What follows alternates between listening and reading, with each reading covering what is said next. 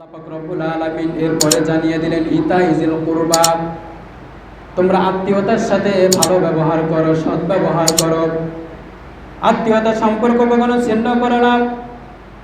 এবার আপনি চিন্তা করে দেখেন, আল্লাহ পাক রব্বুল আলামিন এখানে বলেছে ইতাইজিল কুরবা, তোমরা তোমার আত্মীয় স্বজনের সাথে ভালো ব্যবহার করো।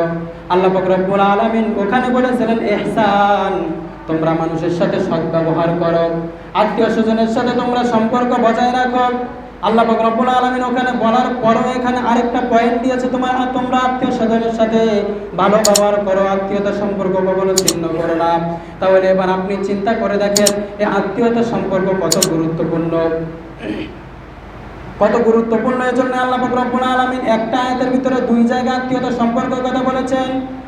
এজন্যই আল্লাহর নবী সাল্লাল্লাহু আলাইহি ওয়াসাল্লাম বলেন, তোমরা যদি তোমাদের রিজিক বৃদ্ধি করতে চাও এবং তোমার হায়াত যদি বাড়াতে চাও, তাহলে তোমরা আত্মীয়তার সম্পর্ক কখনো ছিন্ন করো না।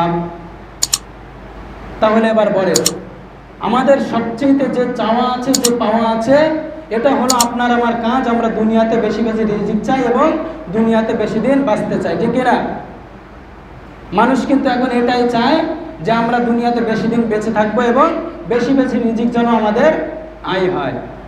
এটা যদি না চাইতো তাহলে মানুষ কিন্তু এই দিনটা 24 ঘন্টা রোদের ভিতরে পুরে পুরে কাজ করতো না।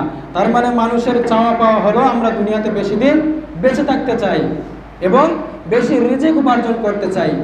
এজন্য আল্লাহ নবী সাল্লাল্লাহু আলাইহি সাল্লাম বলছেন, তোমরা যদি বেশি রিজিক চাও এবং তোমাদের হায়াত দীর্ঘজীবী করতে চাও, তাহলে তোমরা কখনো আত্মীয়তার সম্পর্ক ছিন্ন করো না, মানে আত্মীয়তার সাথে সম্পর্ক বজায় রাখো।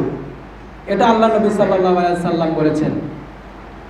অথচ সমাজের দিকে এখন তাকিয়ে দেখা যায় আত্মীয়তার সম্পর্ক, ভাইয়ের সাথে ভাইয়ের কোনো মিল নাই, সন্তানের সাথে বাপের কোনো মিল নাই, জমি জায়গার জন্য ভাই ভাই খুনাখুনি হয়ে যাচ্ছে।